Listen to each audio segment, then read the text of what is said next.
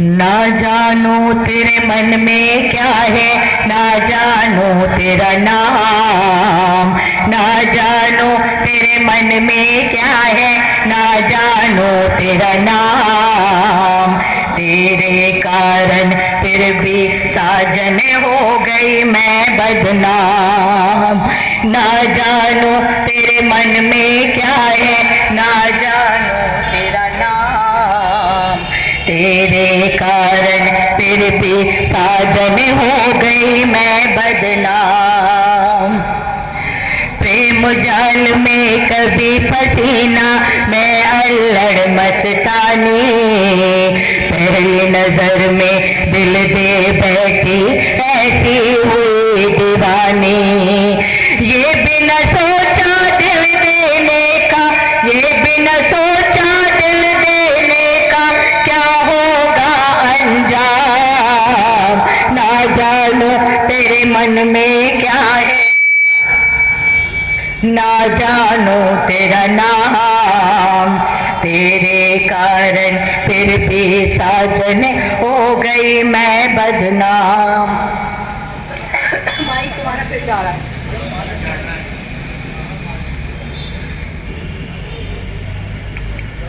तेरे कारण फिर भी साजन हो गई मैं बदनाम। भरू नदी से जल तो जल में दिखे तेरी काया, भरू नदी से जल तो जल में दिखे तेरी काया। जादू नगरी के जादूगर ये क्या खेल रचाया। रूठ गई नैनों से निंदिया, रूठ गई नैनों से निंदिया, दिल का गया आराम।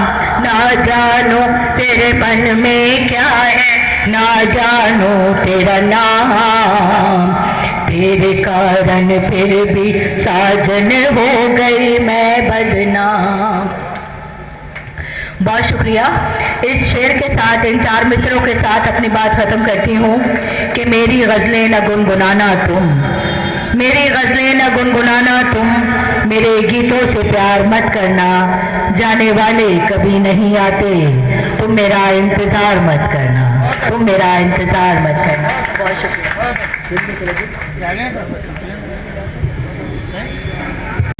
दो लाइन उनके लिए रखना चाहता हूँ। गाने वाली जरा ये तो बता कि तेरी जैसी आवाज कहां से लाऊं। ए गाने वाली जरा ये तो बता कि तेरी जैसी आवाज कहां से लाऊं। ताज तो है मुमताज कहां से लाऊं। कभी फिर चूड़ियां आकर खनक जाती है यादों में, कभी वो बोलती आंखें बिना बोले बुलाती है। बहक जाते हैं हम भी आपकी गोरी सी बाहों में, जैसे कैलाश जी बहक गए अभी। बहक जाते हैं हम भी आपकी गोरी सी बाहों में, समय को भूल जाते हैं कभी चुंबन और आहों में। सली के प्यार करने के किताबों में बहुत देखे, मगर सब भूल जाते हैं तेरी जुल्फों की छाओं में। पढ़े हैं छंद हमने भी तेरी तिरछी निगाहों पर, पढ़े हैं छंद हमने भी तेरी तिरछी निगाहों पर, लिखे हैं गीत हमने भी तेरी कातिल अदाओं पर। और जरूरी है बहुत जीवन में माना प्यार के चर्चे, जरूरी है बहुत जीवन में माना प्यार के चर्चे, मगर हल्के बहुत पड़ते हैं ये माँ की करामत। लिखे हैं गीत हमने भी तेरी तिरछी निगाहों पर, पढ़े हैं छंद हमने भी तेरी कातिल अदाओं पर। जरूरी है बहुत जीवन में माना प्यार के चर्चे, मगर हल्के बहुत पड़ते हैं ये माँ की कराहों पर। यही कारण है मेरे गीत में तुम आ नहीं पाती, बुलाना चाहता हूँ प्यार पर पीड़ा चली आती। यही कारण है मेरे गीत में तुम आ नहीं पाती, बुलाना चाहता हूँ प्यार पर पीड़ा चली आती, तुम्हारे रूप यौवन के परे में देख सकता हूँ, जहाँ घायल पड़ी है भारती बिखरी पड़ी खाती, यही कारण है मेरे गीत में तुम आ नहीं पाती। बहुत अच्छे, बहुत तो मिस्टर सर आपको बहुत बहुत प्रणाम। रिपीट करो बहुत बढ़िया दिया आपके गाना सारा को दिल लग गया काफी बहुत सर आपको लगता है क्या चोट पे बात सर? नहीं, हम हास्य व्यंग्य के कभी चोट नहीं खाते सर। हमारी मान्यता ये है कि ऐसों से मोहब्बत कौन करे जो अपने हुस्न पे नाज करे, जा समझा लेंगे दिल अपना, रोज खुशामद कौन करे। सर हम लोग चोट नहीं खाते कभी भी, हम प्रैक्टिकल आदमी हैं। हाँ लीजिए, कोई बात नहीं। आप इस कार्यक्रम के जो संयोजक हैं, मैंने इसलिए कहा था कि वो पीड़ा लाते हैं अपने गीतों में, प्यार नहीं लाते हैं। पीड़ा जरूरी है। भाई वेद प्रकाश मणि, मैं एक बार आप लोग जोरदार तालियां बजा करके उन्हें आदेशित करें। मैं मणि जी को निमंत्रण देता हूं।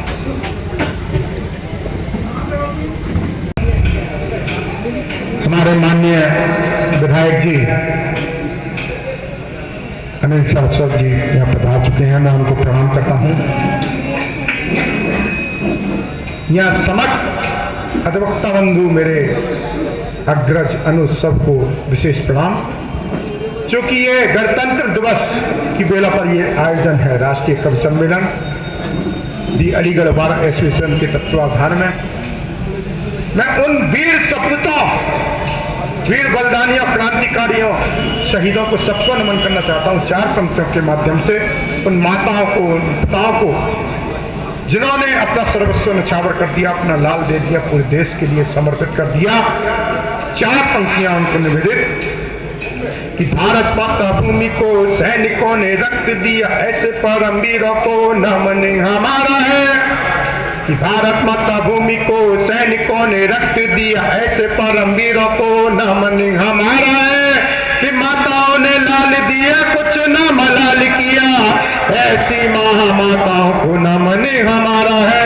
ऐसी महामाताओं को नमन हमारा है। कि मांग का सिंदूर गया, दुनिया से दूर गया, उन साथियों को भी नमन। कि मांग का सिंदूर गया, दुनिया से दूर गया, ऐसी साध्वियों को भी नमन हमारा है। और देश महान किया, वीरों ने बलिदान दिया, ऐसे वीर शहीदों को नमन हमारा है। ऐसे वीर शहीदों को नमन हमारा है। और साथियों, मेरा अपना मानना है, स्वार्थी हम हो जाते हैं। वो वीर सैनिक जो सीमाओं की रक्षा करते हैं, हमारी सुरक्षा करते हैं, और हम क्या करते हैं और क्या कर सकते हैं ये सब जानते हैं। मैं उन सबको, उनकी इस बदौलत हम सुख और चैन की नींद सोते हैं। मैं उनको प्रणाम करना चाहता हूं, उन सैनिकों को, कि हम स्वार्थवश अपनों से मुंह मोड़ लेते हैं। कि हम स्वार्थवश अपनों से मुंह मोड़ लेते हैं, वो राष्ट्र रक्षा के लिए घर छोड़ देते हैं। कि हम स्वार्थवश अपनों से मुंह मोड़ लेते हैं, वो राष्ट्र रक्षा के लिए घर छोड़ देते हैं। रणवीर सैनिकों को कोटि कोटि है नमन, वतन के वास्ते तिरंगा ओढ़ लेते हैं। वतन के वास्ते तिरंगा ओढ़ लेते हैं। और साथियों, हमारे पूर्व विधायक माननीय विवेक बंसल जी भी यहाँ पधार चुके हैं, जो हरियाणा कांग्रेस कमेटी के प्रभारी हैं। मैं उनका भी स्वागत अभिनंदन करता हूँ। जोरदार तालियां एक बार इन अतिथियों सम्मान में।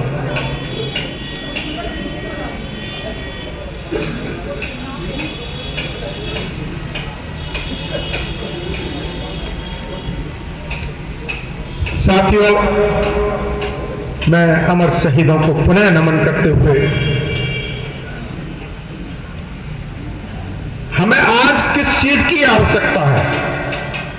देखिए, मंच पर हमारे सशक्त, कर्मठ, देशभक्त सभी विराजमान हैं, लेकिन मैं कवि हूं, अपने मन की भाव, अपने मन के उद्गार आप तक पहुंचाना चाहता हूं, कोई अन्यथा न ले।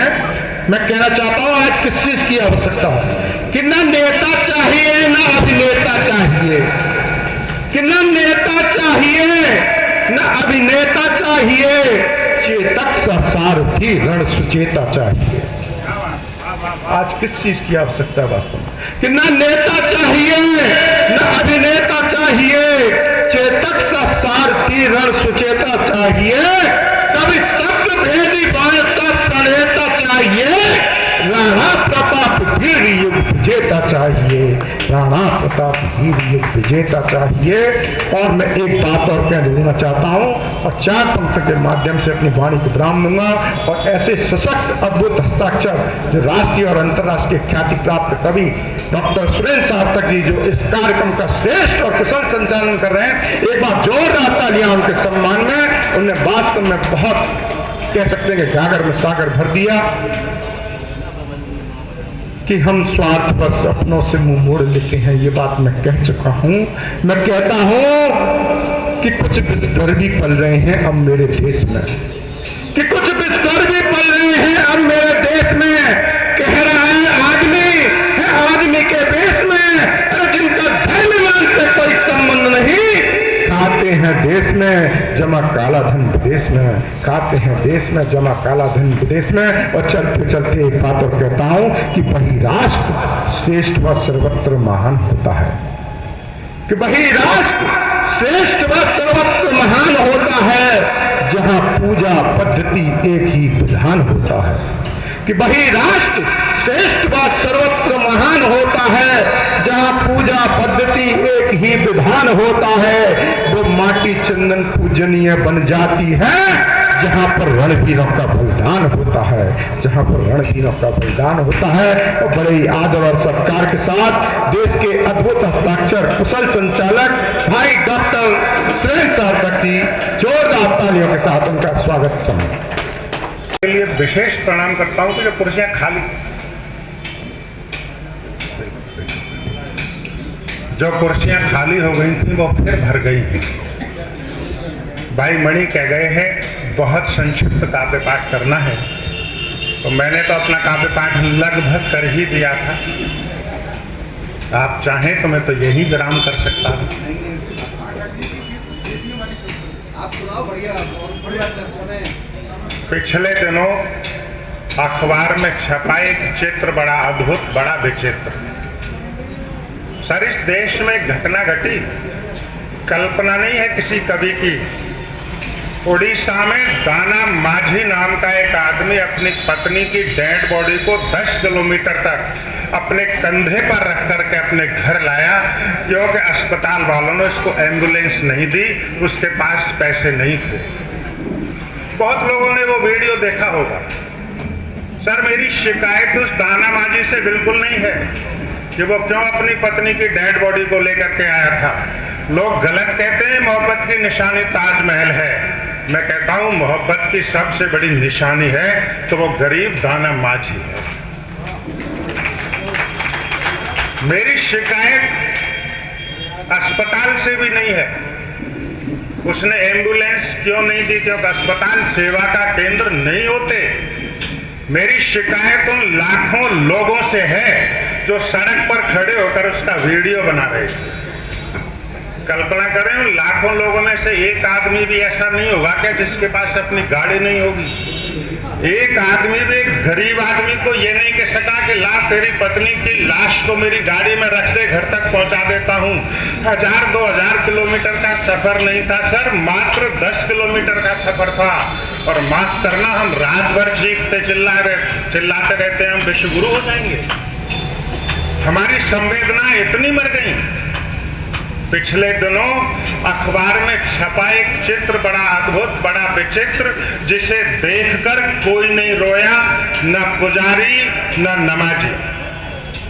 सर बहुत लड़ लिए मंदिरों मस्जिदों के लिए, इंसानियत के लिए लड़ करते थे। एक 14 वर्ष की बेटी रोती हुई जा रही है, वो आदमी थक जाता है, डेड बॉडी को फिर नीचे रख लेता है, फिर ताकत आती है, फिर चल देता है, और हम लोग वीडियो बनाते हैं। पिछले दिनों अखबार में छपा एक चित्र बड़ा अद्भुत, बड़ा विचित्र, जिसे देखकर कोई नहीं रोया, न पुजारी न नमाजी। पत्नी की लाश को कंधे पर उठाकर ले जाता हुआ दाना माझी। शायद दुनिया की सर्वाधिक किस्मत की हेटी, रोती बिलखती 14 वर्षीय बेटी। शायद दुनिया की सर्वाधिक किस्मत की हेटी, रोती बिलखती 14 वर्षीय बेटी। घर से अस्पताल तक मात्र 10 किलोमीटर की दूरी पर गरीब होना दुनिया की सबसे बड़ी मजबूरी। न जाने कितनी आंखों ने देखा होगा वो मंजर, एक एक कदम के नीचे गड़ा हुआ था मानो एक खंजर। उसकी जेब थी खाली ये माना, पर क्या रास्ते में नहीं पड़ी होगी कोई तहसील कचहरी अथवा थाना? उसकी जेब थी खाली ये माना, पर क्या रास्ते में नहीं पड़ी होगी कोई तहसील कचहरी अथवा थाना? जिम्मेदार सरकारी अफसरों के बंगले जो जुटा देते हैं पल भर में ही हर तरह की घोटियां, और विकास का दावा करने वाले नेताओं की कोठियां, शायद वो उन सबके आगे होकर निकला होगा और उसके बगल में हॉर्न बजाती हुई कारों ने उसको कितना छला होगा। शायद वो उन सबके आगे होकर निकला होगा और उसके बगल में हॉर्न बजाती हुई कारों ने उसको कितना छला होगा। तमाशा देखने वालों की भीड़ ने अपने अपने मोबाइल निकाले, एंगल सेट किया, फोटो खींच डाला, क्योंकि उन्हें फेसबुक पर डालने के लिए मिल रहा था एक शानदार मसाला। चुनाव नजदीक होते तो विपक्षी नेता तेरी पत्नी के शव को तुझे जलाने नहीं देते और उसे सड़क पे पटक के 4-6 दिन तो विधानसभा चलाने नहीं देते। चुनाव नजदीक होते तो विपक्षी नेता भी तेरी पत्नी के शव को तुझे जलाने नहीं देते, उसे सड़क पे पटक के 4-6 दिन विधानसभा चलाने नहीं देते। बता, इससे ज्यादा और हम तेरे लिए क्या करते? बता, इससे ज्यादा और हम तेरे लिए क्या करते? तू क्या चाहता था? हम तेरे साथ शमशान तक चलते। तू क्या चाहता था? हम तेरे साथ शमशान तक चलते। बावले, तेरे जैसों के साथ शमशान में कौन जाता है? क्योंकि तू वोट के अलावा किसी के क्या काम आता है? तेरे जैसों के साथ शमशान में कौन जाता है? क्योंकि तू वोट के अलावा किसी के क्या काम आता है?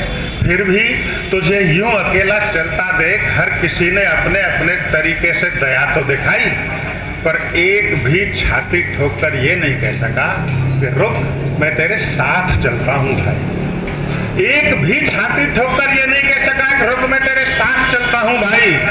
मृत प्रियजन की लाश आदमी के कंधे पर दुनिया का सबसे बड़ा बोझा है। पत्रकार बंधु बैठे हो तो 4 शोध की पंक्तियां ले जाना। मृत प्रियजन की लाश आदमी के कंधे पर दुनिया का सबसे बड़ा बोझा है। इसीलिए तो हमारे बुजुर्गों ने इसका एक उपाय खोजा है। इस बोझे को आदमी अकेला नहीं उठा पाता है, उस दिन पूरा समाज आदमी के साथ शमशान जाता है। इस बोझे को आदमी अकेला नहीं उठा पाता है, उस दिन पूरा समाज आदमी के साथ शमशान जाता है। वो कौन सी ताकत थी जिसके सहारे तू अकेला चला होगा? वो कौन सी ताकत थी जिसके सहारे तू अकेला चला होगा? और रास्ते भर सहचरी की तमाम यादों ने तुझे कितना छला होगा? जिसका मजबूत कंधा जीवन के हर सुख दुख में तेरे कंधे के साथ मिलकर खड़ा रहा होगा, उसकी अंतिम विदाई में तू 4 कंधे नहीं जुटा पाया। ये कष्ट तूने कैसे सहा होगा? अंतिम विदाई में 4 कंधे नहीं जुटा पाया, ये कष्ट तूने कैसे सहा होगा? दाना माझी, तू लाख गरीब सही, पर अपने कर्तव्य पालन में जरा भी नहीं चूका है। और सच कहूं तो तूने हमारे जैसे सभ्य लोगों के मुंह पर बड़े सलीके से थूका है, बड़े सलीके से थूका है। एक कविता, चूंकि भोजन का भी समय है और मुझे कहा गया है संक्षिप्त में करना है, नहीं नहीं, मुझे पता है सर, ये कुर्सियां दोबारा भर गई, मैं तो आश्चर्यचकित हूँ। हाँ, एक कविता में, चूंकि आज गणतंत्र दिवस है, मैं इस कविता को मंचों पर बहुत कम सुनाता हूँ, मेले खेलों के मंचों पर तो नहीं ही सुनाता हूँ।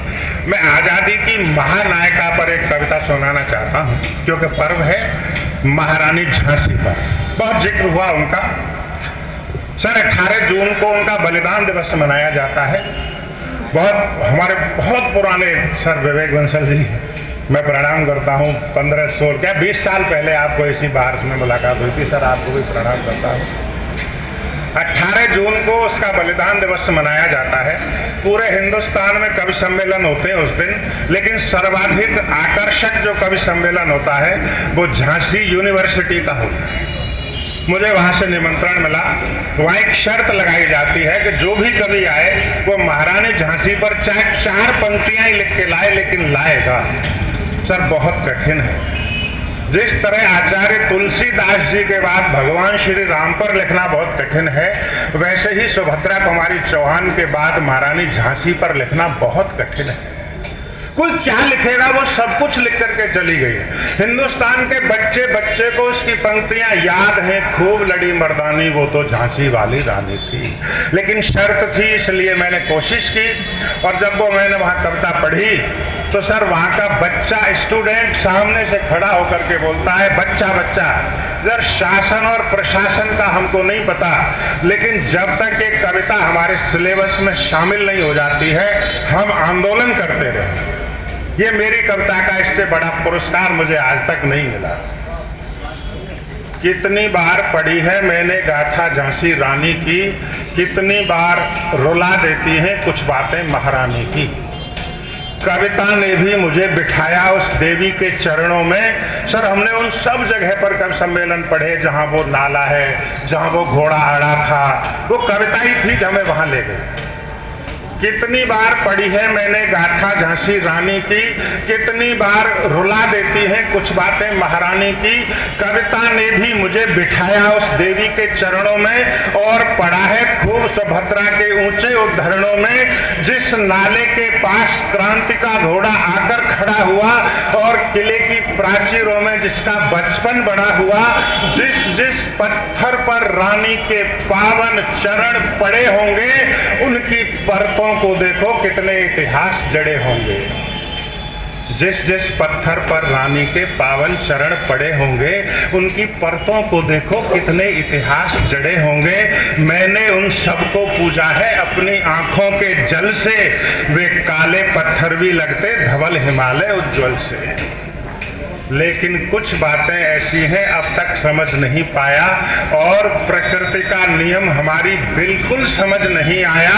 श्री राम को रास्ता देने सागर जब झुक सकता था, श्री राम को रास्ता देने सागर जब झुक सकता था और पार्थ के लिए सूर्य जब दिन में ही छुप सकता था, उस दिन भी तो नाले तेरे पास भवानी खड़ी हुई।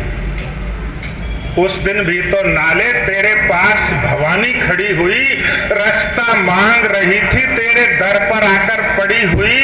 पल दो पल को तूने अपना पानी सोख लिया होता और कहीं रानी की खातिर दुश्मन रोक लिया होता तो तू शायद गंगा से भी ज्यादा बड़ा बना होता।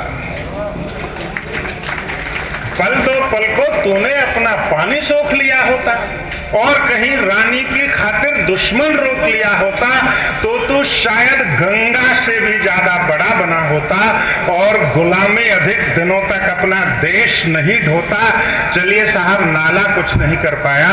संसार में 2 घोड़ों के सामने परिस्थितियां आई थी, एक घोड़ा महाराणा प्रताप का, दूसरा घोड़ा महारानी झांसी का। सर मेरा दावा है यहाँ बैठा हुआ हर एक आदमी जानता है कि महाराणा प्रताप के घोड़े का नाम क्या था, लेकिन शायद ही कोई आदमी जानता हो कि महारानी झांसी के घोड़े का नाम क्या था, क्योंकि वो नहीं कर पाया जो चेतक कर गया। चेतक यूं ही नहीं बनता साहब, राजस्थान से आया हूं, चेतक को परिभाषित करता हूं 4 पंक्तियों में। चेतक बनता कैसे है? लहू लुहान, थका हारा, राणा सरदार पीठ पर था। लहू लुहान, थका हारा, राणा सरदार पीठ पर था, लेकिन घोड़ा ये जान गया भारत का भाग्य पीठ पर था। लेकिन घोड़ा ये जान गया भारत का भाग्य पीठ पर था। फिर चेतक ने उस दिन रण में कोई कसर नहीं छोड़ी, नाले के पार उतरने तक घोड़े ने सांस नहीं तोड़ी।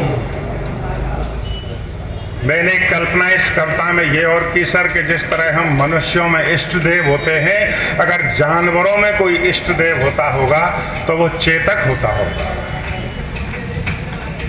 उस दिन घोड़े ने थोड़े से डर को त्याग दिया होता।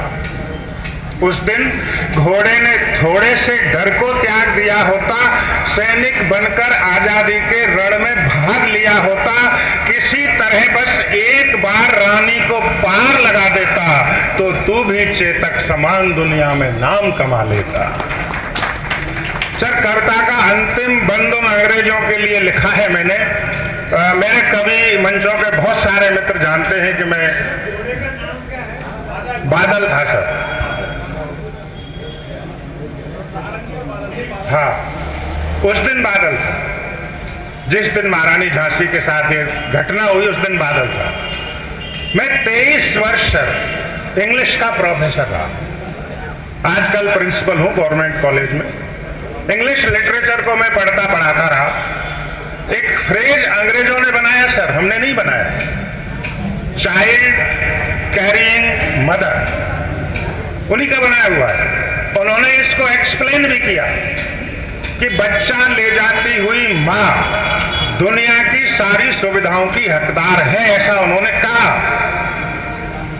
आप किसी विकलांग को सुविधाएं मत दो, किसी मरीज को सुविधाएं मत दो, लेकिन बच्चा ले जाती हुई माँ दुनिया की सारी सुविधाओं की हकदार है। तो फिर लक्ष्मीबाई से बड़ी चाइल्ड कैरिंग मदर दुनिया में हो ही नहीं सकती सर। इस अवसर पर एक शिकायत गोरों से भी है मेरी। इस अवसर पर एक शिकायत गोरों से भी है मेरी। शिष्टाचारों की दुनिया में तुम लगवाते हो फेरी। बच्चा गोद लिए माता जो अगर कहीं बस में जाती, कितनी भीड़ भले हो बस में उसे जगह पर मिल जाती। उसका बेटा समर भूमि में उसकी पीठ बंधा रहता, रात रात भर भूखा प्यासा चिपका और सधा रहता। उससे बड़ी कौन माँ होगी बच्चा ले जाने वाली? उससे बड़ी कौन माँ होगी बच्चा ले जाने वाली? कैसे उस पर वार किया, कैसे तलवार चला डाली। शायद उस दिन बेशर्मी की सारी हदें तोड़ बैठे और निहत्थे माँ बेटे पर अपना हाथ छोड़ बैठे। शायद उस दिन बेशर्मी की सारी हदें तोड़ बैठे और निहत्थे माँ बेटे पर अपना हाथ छोड़ बैठे। उस दिन क्रूर काल के हाथों वह महारानी छली गई। आजादी की ज्योति जलाकर ज्योति जगत से चली गई। आजादी की ज्योति जलाकर ज्योति जगत से चली गई। लीजिए सर, अब हम जिस शिखर पुरुष को सुनने के लिए यहाँ इकट्ठे हुए दोबारा लौट कर आए। आपके उत्तर प्रदेश सरकार ने भी उनको 2.5 लाख रुपए से सम्मानित किया है। राज्य सरकार राजस्थान ने उनको सम्मानित किया, जिनको हमने यहाँ बैठ कर के नीचे बैठ कर के सुना। और सही मायने में निसंकोच कहता हूँ सर, हम में तो उतनी भी तमीज नहीं है अभी कि जहाँ पाठक सर की जूतियाँ उतरती हों वहाँ भी हम बैठ सकें। इतने बड़े कवि, एक एक शब्द उनका महाकाव्य। वो कुछ भी सुनाए, लेकिन मेरी विशेष उनसे ये विनती है कि एक तो बेटी वाली कविता और एक वो जो नई और पुरानी पीढ़ी का जो चित्रात्मक है, हम तो वनवास में, ये 2 गीत आप जरूर सुनाएं और आप झूम करके सुने, जोरदार तालियां बजा करके पाठक सर को आप आदेशित करें। आदरणीय राधा गोविंद पाठक।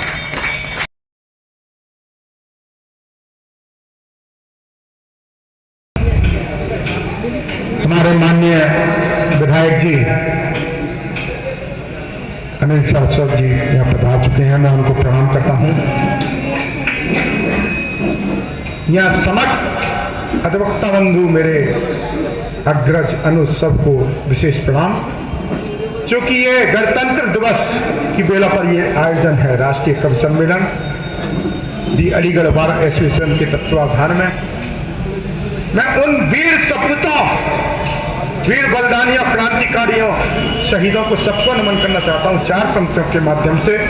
उन माताओं को, उन पिताओं को जिन्होंने अपना सर्वस्व न्यौछावर कर दिया, अपना लाल दे दिया, पूरे देश के लिए समर्पित कर दिया। चार पंक्तियां उनको निवेदित कि भारत माता भूमि को सैनिकों ने रक्त दिया, ऐसे परमवीरों को नमन हमारा है। कि भारत माता भूमि को सैनिकों ने रक्त दिया, ऐसे परमवीरों को नमन हमारा है।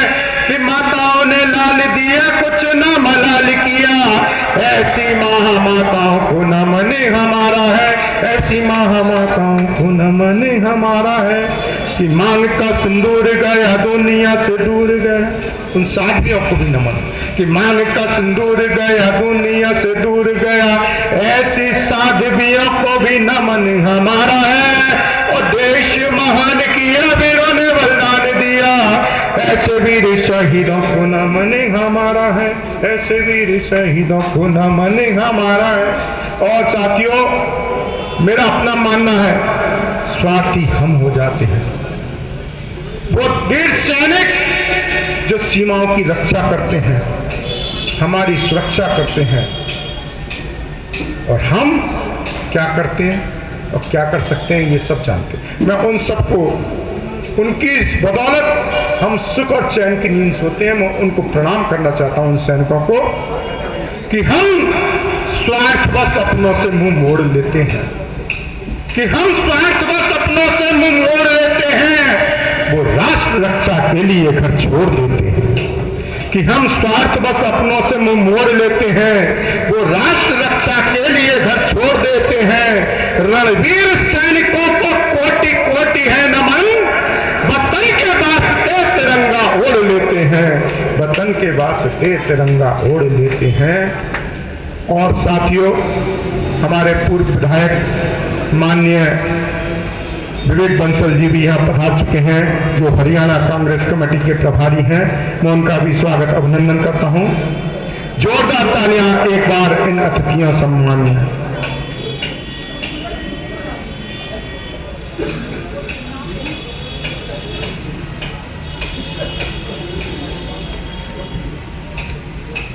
साथियों, मैं अमर शहीदों को पुनः नमन करते हुए, हमें आज किस चीज की आवश्यकता है? देखिए, मंच पर हमारे सशक्त, कर्मठ, देशभक्त सभी विराजमान हैं, लेकिन मैं कवि हूं, अपने मन की भाव, अपने मन के उद्गार आप तक पहुंचाना चाहता हूं, कोई अन्यथा न लें। मैं कहना चाहता हूं, आज किस चीज की आवश्यकता है? कि न नेता चाहिए, न अभिनेता चाहिए।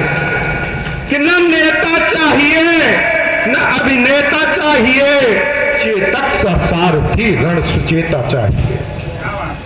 आज किस चीज की आवश्यकता है वास्तव में? कि न नेता चाहिए, न अभिनेता चाहिए, चेतक सा सारथी रण सुचेता चाहिए। कभी शब्द भेदी बाण सा प्रणेता चाहिए, राणा प्रताप वीर युग विजेता चाहिए। राणा प्रताप वीर युग विजेता चाहिए। और मैं एक बात और कह देना चाहता हूं, और चार पंक्ति के माध्यम से अपनी वाणी को विराम दूंगा। और ऐसे सशक्त, अद्भुत हस्ताक्षर जो राष्ट्रीय और अंतर्राष्ट्रीय ख्याति प्राप्त कवि डॉक्टर सुरेंद्र सार्थक जी, जो इस कार्यक्रम का श्रेष्ठ और कुशल संचालन कर रहे हैं, एक बार जोरदार तालियां उनके सम्मान में। उन्हें वास्तव में बहुत, कह सकते हैं कि गागर में सागर भर दिया। कि हम स्वार्थवश अपनों से मुंह मोड़ लेते हैं, ये बात मैं कह चुका हूं। मैं कहता हूं कि कुछ विस्तर भी पल रहे हैं अब मेरे देश में। कि कुछ विस्तर भी पल रहे हैं अब मेरे देश में। कह रहा है आदमी के देश में, जिनका धर्म से कोई संबंध नहीं, खाते हैं देश में जमा काला धन विदेश में, खाते हैं देश में जमा काला धन विदेश में। और चलते चलते एक बात और कहता हूं कि वही राष्ट्र श्रेष्ठ व सर्वत्र महान होता है, कि वही राष्ट्र श्रेष्ठ व सर्वत्र महान होता है जहां पूजा पद्धति एक ही विधान होता है, कि वही राष्ट्र श्रेष्ठ व सर्वत्र महान होता है जहां पूजा पद्धति एक ही विधान होता है। वो माटी चंदन पूजनीय बन जाती है जहां पर रणवीरों का बलिदान होता है, जहां पर रणवीरों का बलिदान होता है। और बड़े ही आदर और सत्कार के साथ देश के अद्भुत हस्ताक्षर कुशल संचालक भाई डॉक्टर सुरेंद्र साहब जी, जोरदार तालियों के साथ उनका स्वागत समझ। मेरे लिए 2 गीतों का आदेश हुआ है। वैसे आज्ञा तो एक ही गीत के लिए हुई थी, परंतु अब 2 हो गई। ठीक है, पहले मैं मस्ती का गीत सुनाता हूँ।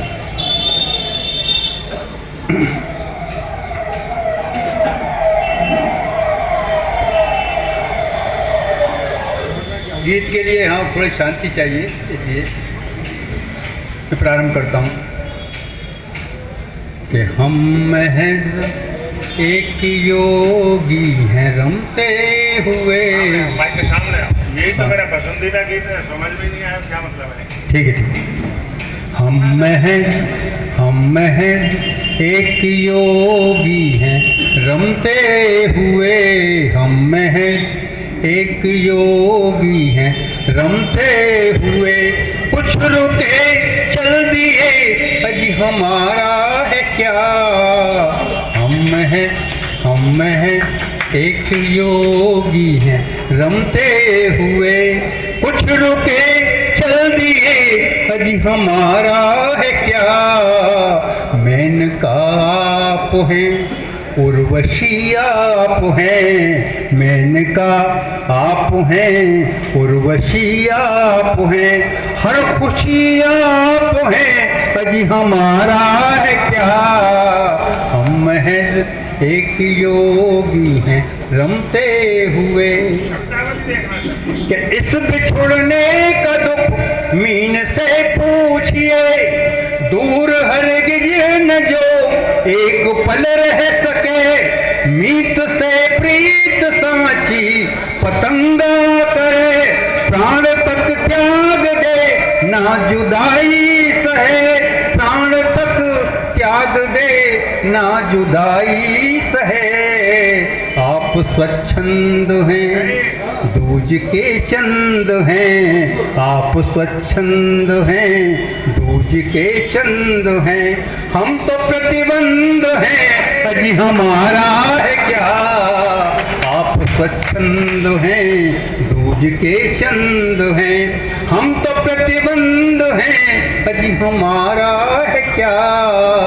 हम महज एक योगी हैं रमते हुए, हम महज एक योगी हैं रमते हुए, कुछ रुके चल दिए अजी हमारा है क्या। मेनका आप हैं उर्वशी आप हैं। कि सच तो ये है बहुत भाग्यशाली है ये, सच तो ये है बहुत भाग्यशाली है ये, इनकी चारों तरफ चाह ही चाह है, ये जिधर भी गए इनके हर मोड़ पर लोग भरते मिले, आह पर आह है लोग भरते मिले, आह पर आह है। ये नए लोग हैं जग चहे लोग हैं, ये नए लोग हैं जग चहे लोग हैं। अरे हम तो संयोग हैं अजी हमारा है क्या। ये नए लोग हैं जग चहे लोग हैं, ये नए लोग हैं जग चहे लोग हैं, हम तो संयोग हैं अजी हमारा है क्या। हम महज एक योगी हैं रमते हुए, हम महज एक योगी हैं रमते हुए, कुछ रुके चल दिए अजी हमारा है क्या।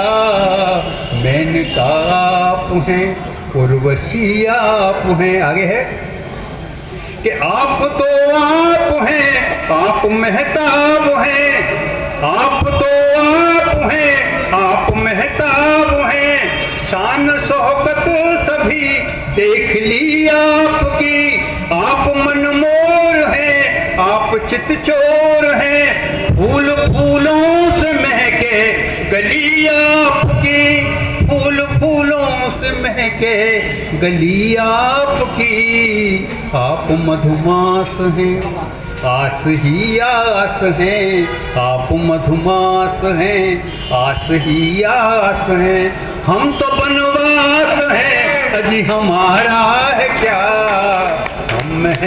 हम महज एक योगी हैं रमते हुए, हम महज एक योगी हैं रमते हुए, कुछ रुके चल दिए अजी हमारा है क्या, मेनका आप हैं उर्वशी आप हैं, मेनका आप हैं।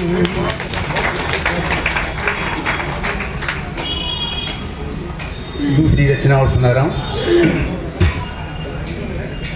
आपके हमारे घर में बेटियाँ मौजूद हैं, हर घर में बेटी है, बेटी सबको प्यारी होती है घर में, परंतु सबसे ज़्यादा पिता को प्यारी होती है, ये मेरा दावा है।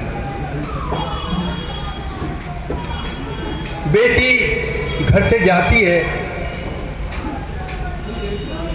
याद सबको आती है, पर पिता तो टूट जाता है। सुनिए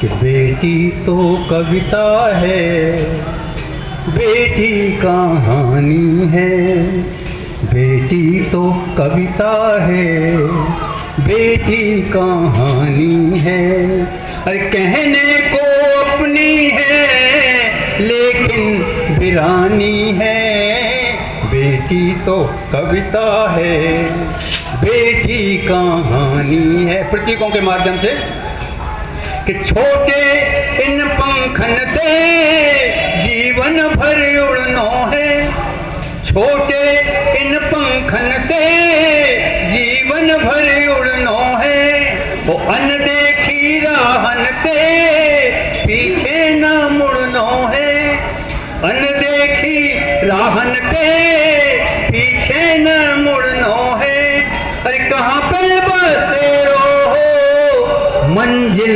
अजानी है, कह बेकूं अपनी है लेकिन बेरानी है, बेटी तो कविता है, बेटी कहानी है, कल का कुं बगियाते माली ले जाएगो, कल का कुं बगियाते माली ले जाएगो, वो चाहे बिखेरेगो चाहे सजाएगो, चाहे बिखेरेगो चाहे सजाएगो, अरे कथनी नई सी है करनी पुरानी है,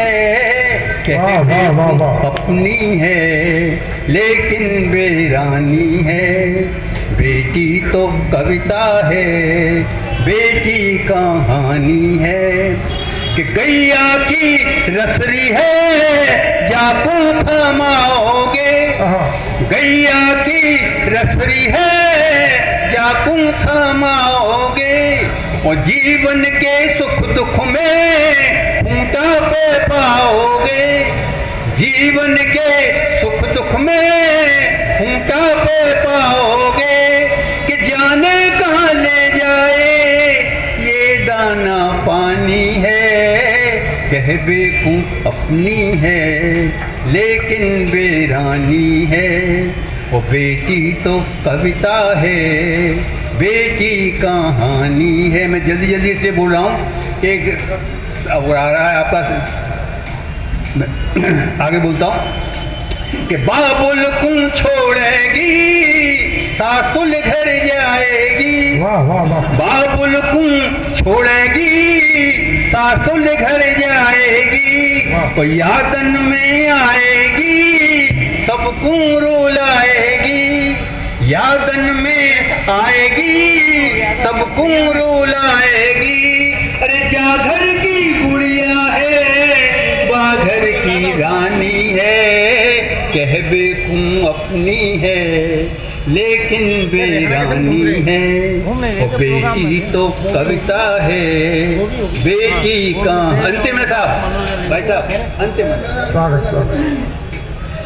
कि आंगन की तुलसी है गंगा की धारा है, आंगन की तुलसी है गंगा की धारा है। और बेटी सब तीर्थ है जब तप हमारा है, बेटी सब तीर्थ है जब तप हमारा है। कि मानव की पूजा है कुल की कल्याणी है, कह बेकूं अपनी है लेकिन बेरानी है।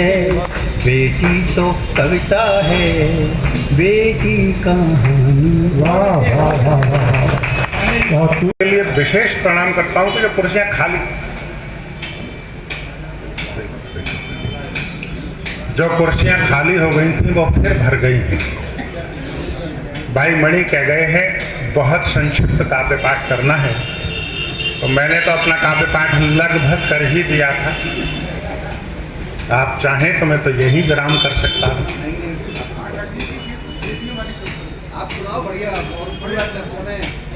पिछले दिनों अखबार में छपा एक चित्र बड़ा अद्भुत, बड़ा विचित्र। सर इस देश में एक घटना घटी, कल्पना नहीं है किसी कवि की।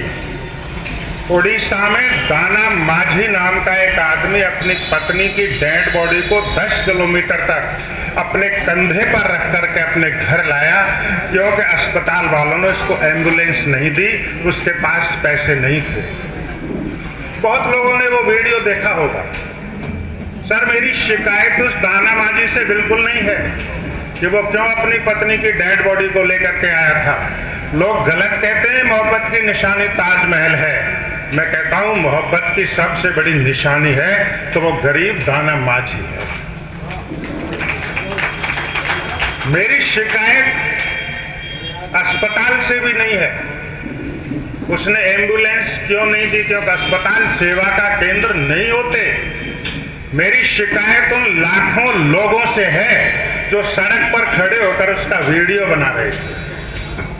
कल्पना करें उन लाखों लोगों में से एक आदमी भी ऐसा नहीं होगा क्या जिसके पास अपनी गाड़ी नहीं होगी।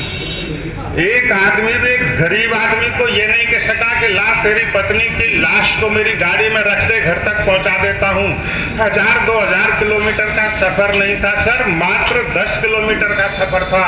और माफ करना, हम रात भर चीखते चिल्लाते रहते हैं हम विश्वगुरु हो जाएंगे। हमारी संवेदना इतनी मर गई। पिछले दिनों अखबार में छपा एक चित्र बड़ा अद्भुत, बड़ा विचित्र, जिसे देखकर कोई नहीं रोया, न पुजारी न नमाजी। सर बहुत लड़ लिए मंदिरों मस्जिदों के लिए, इंसानियत के लिए लड़कर देखे। एक 14 वर्ष की बेटी रोती हुई जा रही है, वो आदमी थक जाता है, डेड बॉडी को फिर नीचे रख लेता है, फिर ताकत आती है, फिर चल देता है, और हम लोग वीडियो बनाते हैं। पिछले दिनों अखबार में छपा एक चित्र बड़ा अद्भुत, बड़ा विचित्र, जिसे देखकर कोई नहीं रोया, न पुजारी न नमाजी। पत्नी की लाश को कंधे पर उठाकर ले जाता हुआ दाना माझी। शायद दुनिया की सर्वाधिक किस्मत की हेटी, रोती बिलखती 14 वर्षीय बेटी। शायद दुनिया की सर्वाधिक किस्मत की हेटी, रोती बिलखती 14 वर्षीय बेटी, घर से अस्पताल तक मात्र 10 किलोमीटर की दूरी पर। गरीब होना दुनिया की सबसे बड़ी मजबूरी। न जाने कितनी आंखों ने देखा होगा वो मंजर, एक एक कदम के नीचे गड़ा हुआ था मानो एक खंजर। उसकी जेब थी खाली, ये माना, पर क्या रास्ते में नहीं पड़ी होगी कोई तहसील कचहरी अथवा थाना। उसकी जेब थी खाली, ये माना, पर क्या रास्ते में नहीं पड़ी होगी कोई तहसील कचहरी अथवा थाना। जिम्मेदार सरकारी अफसरों के बंगले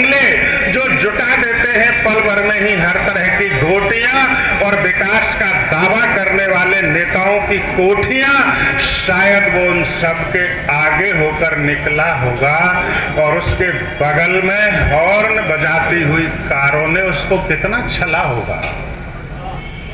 शायद वो उन सबके आगे होकर निकला होगा और उसके बगल में हॉर्न बजाती हुई कारों ने उसको कितना छला होगा। तमाशा देखने वालों की भीड़ ने अपने अपने मोबाइल निकाले, एंगल सेट किया, फोटो खींच डाला, क्योंकि उन्हें फेसबुक पर डालने के लिए मिल रहा था एक शानदार मसाला। चुनाव नजदीक होते तो विपक्षी नेता तेरी पत्नी के शव को तुझे जलाने नहीं देते और उसे सड़क पे पटक के 4-6 दिन तो विधानसभा चलाने नहीं देते। चुनाव नजदीक होते तो विपक्षी नेता भी तेरी पत्नी के शव को तुझे जलाने नहीं देते, उसे सड़क पे पटक के 4-6 दिन विधानसभा चलाने नहीं देते। बता इससे ज्यादा और हम तेरे लिए क्या करते? बता इससे ज्यादा और हम तेरे लिए क्या करते? तू क्या चाहता था? हम तेरे साथ शमशान तक चलते। तू क्या चाहता था? हम तेरे साथ शमशान तक चलते। बावले, तेरे जैसों के साथ शमशान में कौन जाता है? क्योंकि तू वोट के अलावा किसी के क्या काम आता है? तेरे जैसों के साथ शमशान में कौन जाता है? क्योंकि तू वोट के अलावा किसी के क्या काम आता है। फिर भी तुझे यूं अकेला चलता देख हर किसी ने अपने अपने तरीके से दया तो दिखाई, पर एक भी छाती ठोककर ये नहीं कह सका कि रुक, मैं तेरे साथ चलता हूं भाई। एक भी छाती ठोककर ये नहीं कह सका कि रुक, मैं तेरे साथ चलता हूं भाई। मृत प्रियजन की लाश आदमी के कंधे पर दुनिया का सबसे बड़ा बोझा है। पत्रकार बंधु बैठे हों तो 4 शोध की पंक्तियां ले जाना। मृत प्रियजन की लाश आदमी के कंधे पर दुनिया का सबसे बड़ा बोझा है। इसीलिए तो हमारे बुजुर्गों ने इसका एक उपाय खोजा है। इस बोझे को आदमी अकेला नहीं उठा पाता है, उस दिन पूरा समाज आदमी के साथ शमशान जाता है।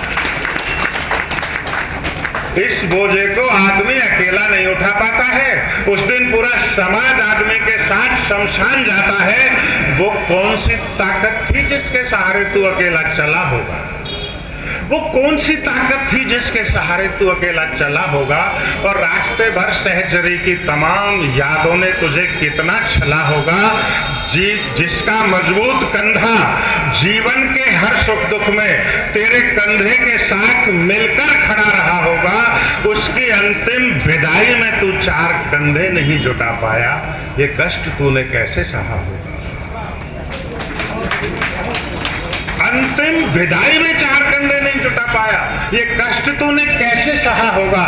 दाना माझी, तू लाख गरीब सही, पर अपने कर्तव्य पालन में जरा भी नहीं चूका है। और सच कहूं तो तूने हमारे जैसे सभ्य लोगों के मुंह पर बड़े सलीके से थूका है, बड़े सलीके से थूका है। एक कविता, चूंकि भोजन का भी समय है और मुझे कहा गया है संक्षिप्त में करना है। नहीं, मुझे पता है सर, ये कुर्सियां दोबारा भर गई, मैं तो आश्चर्यचकित हूँ। हाँ,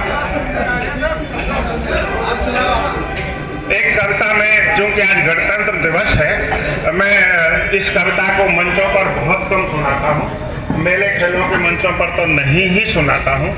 मैं आज़ादी की महानायिका पर एक कविता सुनाना चाहता हूँ, क्योंकि पर्व है महारानी झांसी पर, बहुत जिक्र हुआ उनका।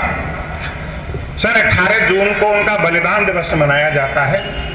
हमारे बहुत पुराने सर विवेक बंसल जी, मैं प्रणाम करता हूँ। 20 साल पहले आपको इसी बार में मुलाकात हुई थी सर, आपको भी प्रणाम करता हूँ। 18 जून को उसका बलिदान दिवस मनाया जाता है। पूरे हिंदुस्तान में कवि सम्मेलन होते हैं उस दिन, लेकिन सर्वाधिक आकर्षक जो कवि सम्मेलन होता है वो झांसी यूनिवर्सिटी का होता है। मुझे वहां से निमंत्रण मिला। वहाँ एक शर्त लगाई जाती है कि जो भी कवि आए वो महारानी झांसी पर चाहे 4 पंक्तियां ही लिख के लाए, लेकिन लाएगा। सर बहुत कठिन है, जिस तरह आचार्य तुलसीदास जी के बाद भगवान श्री राम पर लिखना बहुत कठिन है, वैसे ही सुभद्रा कुमारी चौहान के बाद महारानी झांसी पर लिखना बहुत कठिन है। कोई क्या लिखेगा, वो सब कुछ लिख करके चली गई। हिंदुस्तान के बच्चे बच्चे को उसकी पंक्तियां याद हैं, खूब लड़ी मर्दानी वो तो झांसी वाली रानी थी। लेकिन शर्त थी, इसलिए मैंने कोशिश की। और जब वो मैंने वहां कविता पढ़ी तो सर वहां का बच्चा स्टूडेंट सामने से खड़ा होकर के बोलता है, बच्चा बच्चा जर शासन और प्रशासन का हमको नहीं पता, लेकिन जब तक ये कविता हमारे सिलेबस में शामिल नहीं हो जाती है हम आंदोलन करते रहे। ये मेरी कविता का इससे बड़ा पुरस्कार मुझे आज तक नहीं मिला। कितनी बार पढ़ी है मैंने गाथा झांसी रानी की, कितनी बार रुला देती हैं कुछ बातें महारानी की। कविता ने भी मुझे बिठाया उस देवी के चरणों में। सर हमने उन सब जगह पर कवि सम्मेलन पढ़े जहां वो नाला है, जहां वो घोड़ा अड़ा था, वो कविता ही थी कि हमें वहां ले गई। कितनी बार पढ़ी है मैंने गाथा झांसी रानी की, कितनी बार रुला देती हैं कुछ बातें महारानी की। कविता ने भी मुझे बिठाया उस देवी के चरणों में और पढ़ा है खूब सुभद्रा के ऊंचे उद्धरणों में। जिस नाले के पास क्रांति का घोड़ा आकर खड़ा हुआ और किले की प्राचीरों में जिसका बचपन बड़ा हुआ, जिस जिस पत्थर पर रानी के पावन चरण पड़े होंगे उनकी परतों को देखो कितने इतिहास जड़े होंगे। जिस जिस पत्थर पर रानी के पावन चरण पड़े होंगे उनकी परतों को देखो कितने इतिहास जड़े होंगे। मैंने उन सबको पूजा है अपनी आंखों के जल से, वे काले पत्थर भी लगते धवल हिमालय उज्जवल से। लेकिन कुछ बातें ऐसी हैं अब तक समझ नहीं पाया और प्रकृति का नियम हमारी बिल्कुल समझ नहीं आया। श्री राम को रास्ता देने सागर जब झुक सकता था, श्री राम को रास्ता देने सागर जब झुक सकता था और पार्थ के लिए सूर्य जब दिन में ही छुप सकता था, उस दिन भी तो नाले तेरे पास भवानी खड़ी हुई। उस दिन भी तो नाले तेरे पास भवानी खड़ी हुई, रास्ता मांग रही थी तेरे दर पर आकर पड़ी हुई। पल दो पल को तूने अपना पानी सोख लिया होता और कहीं रानी की खातिर दुश्मन रोक लिया होता तो तू शायद गंगा से भी ज्यादा बड़ा बना होता। पल दो पल को तूने अपना पानी सोख लिया होता और कहीं रानी की खातिर दुश्मन रोक लिया होता तो तू शायद गंगा से भी ज्यादा बड़ा बना होता और गुलामी अधिक दिनों तक अपना देश नहीं ढोता। चलिए साहब, नाला कुछ नहीं कर पाया। संसार में दो घोड़ों के सामने परिस्थितियां आई थी, एक घोड़ा महाराणा प्रताप का, दूसरा घोड़ा महारानी झांसी का। सर मेरा दावा है यहाँ बैठा हुआ हर एक आदमी जानता है कि महाराणा प्रताप के घोड़े का नाम क्या था, लेकिन शायद ही कोई आदमी जानता हो कि महारानी झांसी के घोड़े का नाम क्या था, क्योंकि वो नहीं कर पाया जो चेतक कर गया। चेतक यूं ही नहीं बनता साहब। राजस्थान से आया हूं, चेतक को परिभाषित करता हूं 4 पंक्तियों में। चेतक बनता कैसे है? लहू लुहान, थका हारा, राणा सरदार पीठ पर था। लहू लुहान, थका हारा, राणा सरदार पीठ पर था, लेकिन घोड़ा ये जान गया भारत का भाग्य पीठ पर था। लेकिन घोड़ा ये जान गया भारत का भाग्य पीठ पर था। फिर चेतक ने उस दिन रण में कोई कसर नहीं छोड़ी, नाले के पार उतरने तक घोड़े ने सांस नहीं तोड़ी। मैंने कल्पना इस कविता में ये और की सर कि जिस तरह हम मनुष्यों में इष्ट देव होते हैं, अगर जानवरों में कोई इष्ट देव होता होगा तो वो चेतक होता होगा। उस दिन घोड़े ने थोड़े से डर को त्याग दिया होता, उस दिन घोड़े ने थोड़े से डर को त्याग दिया होता, सैनिक बनकर आजादी के रण में भाग लिया होता, किसी तरह बस एक बार रानी को पार लगा देता, तो तू भी चेतक समान दुनिया में नाम कमा लेता। सर, कविता का अंतिम बंदों अंग्रेजों के लिए लिखा है मैंने। मेरे कवि मंचों के बहुत सारे मित्र जानते हैं कि मैं बादल था सर। हाँ, उस दिन बादल था जिस दिन महारानी झांसी के साथ ये घटना हुई, उस दिन बादल था। मैं 23 वर्ष सर इंग्लिश का प्रोफेसर रहा। आजकल प्रिंसिपल हूं गवर्नमेंट कॉलेज में। इंग्लिश लिटरेचर को मैं पढ़ाता रहा। एक फ्रेज अंग्रेजों ने बनाया सर, हमने नहीं बनाया। चाइल्ड कैरिंग मदर, उन्हीं का बनाया हुआ है। उन्होंने इसको एक्सप्लेन भी किया कि बच्चा ले जाती हुई माँ दुनिया की सारी सुविधाओं की हकदार है, ऐसा उन्होंने कहा। आप किसी विकलांग को सुविधाएं मत दो, किसी मरीज को सुविधाएं मत दो, लेकिन बच्चा ले जाती हुई माँ दुनिया की सारी सुविधाओं की हकदार है। तो फिर लक्ष्मीबाई से बड़ी चाइल्ड कैरिंग मदर दुनिया में हो ही नहीं सकती सर। इस अवसर पर एक शिकायत गोरों से भी है मेरी। इस अवसर पर एक शिकायत गोरों से भी है मेरी। शिष्टाचारों की दुनिया में तुम लगवाते हो फेरी। बच्चा गोद लिए माता जो अगर कहीं बस में जाती, कितनी भीड़ भले हो बस में उसे जगह पर मिल जाती। उसका बेटा समर भूमि में उसकी पीठ बंधा रहता, रात रात भर भूखा प्यासा चिपका और सधा रहता। उससे बड़ी कौन माँ होगी बच्चा ले जाने वाली? उससे बड़ी कौन माँ होगी बच्चा ले जाने वाली? कैसे उस पर वार किया, कैसे तलवार चला डाली। शायद उस दिन बेशर्मी की सारी हदें तोड़ बैठे और निहत्थे माँ बेटे पर अपना हाथ छोड़ बैठे। शायद उस दिन बेशर्मी की सारी हदें तोड़ बैठे और निहत्थे माँ बेटे पर अपना हाथ छोड़ बैठे। उस दिन क्रूर काल के हाथों वह महारानी छली गई। आजादी की ज्योति जलाकर ज्योति जगत से चली गई। आजादी की ज्योति जलाकर ज्योति जगत से चली गई। लीजिए सर, अब हम जिस शिखर पुरुष को सुनने के लिए यहाँ इकट्ठे हुए दोबारा लौट कर आए। आपके उत्तर प्रदेश सरकार ने भी उनको 2.5 लाख रुपए से सम्मानित किया है। राज्य सरकार राजस्थान ने उनको सम्मानित किया, जिनको हमने यहाँ बैठ कर के नीचे बैठ कर के सुना।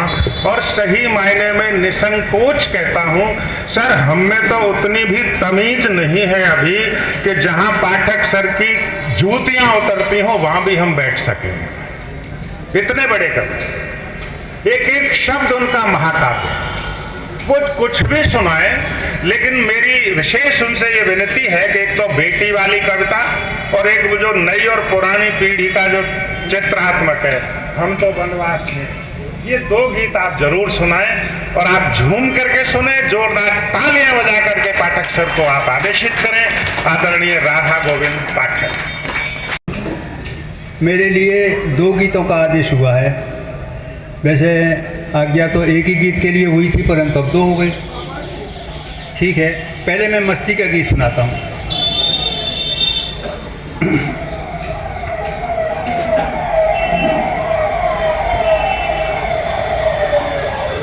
गीत के लिए हाँ थोड़ी शांति चाहिए, इसलिए मैं प्रारंभ करता हूँ कि हम महज एक योगी हैं रमते हुए। माइक के सामने आओ। यही तो मेरा पसंदीदा गीत है, समझ में नहीं आया क्या मतलब है। ठीक है, ठीक है। हम महज एक योगी हैं रमते हुए। हम महज एक योगी हैं रमते हुए। कुछ रुके चल दिए अजी हमारा है क्या। हम महज एक योगी हैं रमते हुए। कुछ रुके चल दिए अजी हमारा है क्या। मेनका आप हैं उर्वशी आप हैं, मेनका आप हैं, उर्वशी आप हैं, हर खुशी आप हैं, अजी हमारा है क्या, हम महज एक योगी हैं रमते हुए। कि इस बिछुड़ने का दुख मीन से पूछिए, दूर हरगिज न जो एक पल रह सके, मीत से प्रीत समझी पतंगा करे, प्राण तक त्याग दे ना जुदाई सहे, प्राण तक त्याग दे ना जुदाई सहे। आप स्वच्छंद हैं, दूज के चंद हैं, आप स्वच्छंद हैं, दूज के चंद हैं, हम तो प्रतिबंध हैं, अजी हमारा है क्या, आप स्वच्छंद हैं, दूज के चंद हैं, हम तो प्रतिबंध हैं, अजी हमारा है क्या, हम महज एक योगी हैं रमते हुए, हम महज एक योगी हैं रमते हुए, कुछ रुके चल दिए, अजी हमारा है क्या, मेनका आप हैं, उर्वशी आप हैं। कि सच तो ये है बहुत भाग्यशाली है ये, सच तो ये है बहुत भाग्यशाली है ये, इनकी चारों तरफ चाह ही चाह है, ये जिधर भी गए इनके हर मोड़ पर लोग भरते मिले, आह पर आह है, लोग भरते मिले, आह पर आह है। ये नए लोग हैं, जग चहे लोग हैं, ये नए लोग हैं, जग चहे लोग हैं, अरे हम तो संयोग हैं, अजी हमारा है क्या, ये नए लोग हैं, जग चहे लोग हैं, ये नए लोग हैं, जग चहे लोग हैं, हम तो संयोग हैं, अजी हमारा है क्या, हम महज एक योगी हैं रमते हुए, हम महज एक योगी हैं रमते हुए, कुछ रुके चल दिए, अजी हमारा है क्या, मेनका आप हैं, उर्वशी आप हैं। आगे है कि आप तो आप हैं, आप मेहताब हैं, आप तो आप हैं, आप मेहताब हैं, शान शौकत सभी देख ली आपकी, आप मनमोर हैं, आप चितचोर हैं, फूल फूलों से महके गली आपकी, फूल फूलों से महके गली आपकी, आप मधुमास हैं, आस ही आस हैं, आप मधुमास हैं, आस ही आस हैं, हम तो बनवास हैं, अजी हमारा है क्या, हम महज एक योगी हैं रमते हुए, हम महज एक योगी हैं रमते हुए, कुछ रुके चल दिए, अजी हमारा है क्या, मेनका आप हैं, उर्वशी आप हैं, मेनका आप हैं।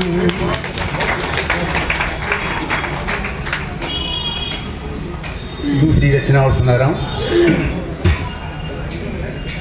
आपके हमारे घर में बेटियाँ मौजूद हैं, हर घर में बेटी है, बेटी सबको प्यारी होती है घर में, परंतु सबसे ज़्यादा पिता को प्यारी होती है, ये मेरा दावा है। बेटी घर से जाती है, याद सबको आती है, पर पिता तो टूट जाता है। सुनिए कि बेटी तो कविता है, बेटी कहानी है, बेटी तो कविता है, बेटी कहानी है, अरे कहने को अपनी है लेकिन वीरानी है, बेटी तो कविता है, बेटी कहानी है। प्रतीकों के माध्यम से कि छोटे इन पंखन ते जीवन भर उड़नो है, छोटे इन पंखन ते जीवन भर उड़नो है, वो अनदेखी राहन ते पीछे न मुड़नो है, अनदेखी राहन ते पीछे न मुड़नो है।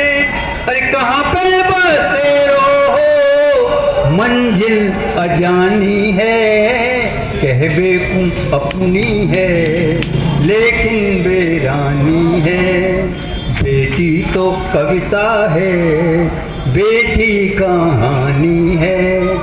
कल का कुम बगियाते माली ले जाएगो, कल का कुम बगियाते माली ले जाएगो, वो चाहे बिखेरेगो चाहे सजाएगो, चाहे बिखेरेगो चाहे सजाएगो।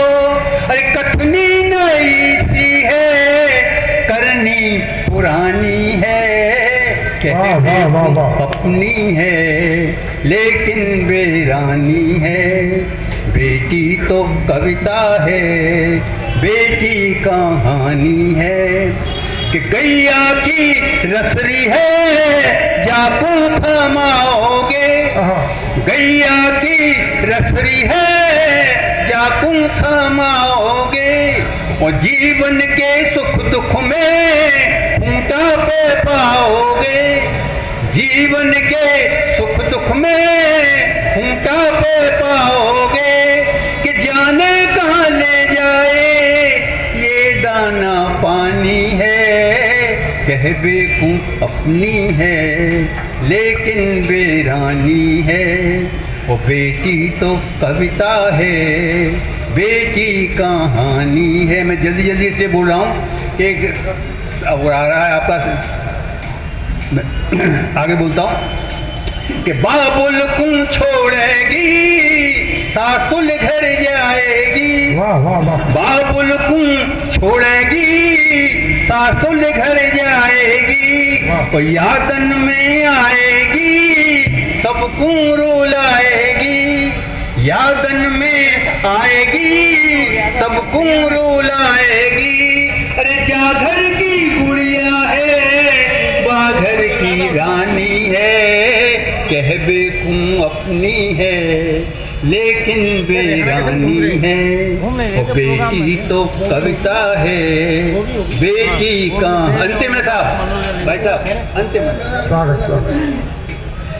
कि आंगन की तुलसी है गंगा की धारा है, आंगन की तुलसी है गंगा की धारा है, वो बेटी सब तीर्थ है जब तप हमारा है, बेटी सब तीर्थ है जब तप हमारा है। कि मानव की पूजा है कुल की कल्याणी है, कहबे को अपनी है लेकिन वीरानी है, बेटी तो कविता है, बेटी कहानी। वाह वाह वाह वाह।